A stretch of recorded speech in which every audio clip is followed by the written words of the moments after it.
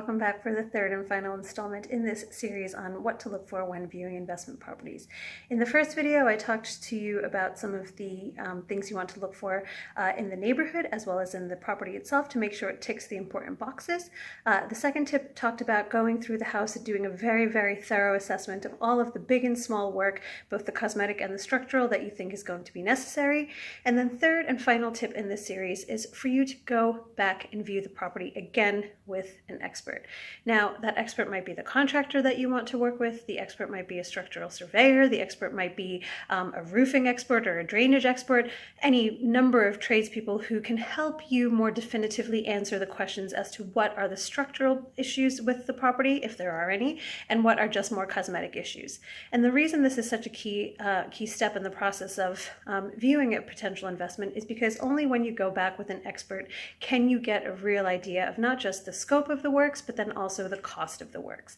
Once you know what the work is likely to cost, obviously then it makes all of your financial calculations that much more robust, because then you have a clearer idea of what it will take to get this property into the good standard that it needs to get into in order to be rented or flipped on, or whatever your plans are for that property.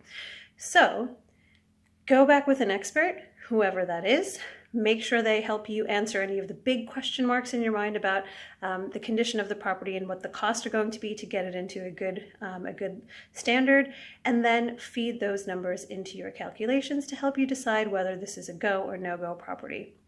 It can be that straightforward. Most estate agents will be very happy to accommodate, follow-on visits to view a property for the second time. And if you explain to them why it is you want to go back, there really shouldn't be a problem. I have never asked for a second viewing and then refused it. So this is quite commonplace.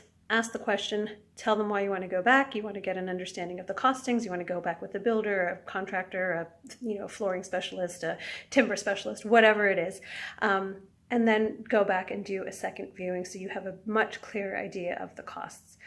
Once you do those three things, you'll have a lot of both quantitative as well as qualitative data to then feed into your analysis and to your whatever process you put all of your various potential investments through. So get all of the data, do all of your due diligence, do all of your analysis, and then you can decide whether this property is suitable for you or not. So just to recap, tip 1, visit the property and make sure both the neighborhood and the surrounding area, as well as the property itself, ticks the right boxes, whatever those boxes are for you.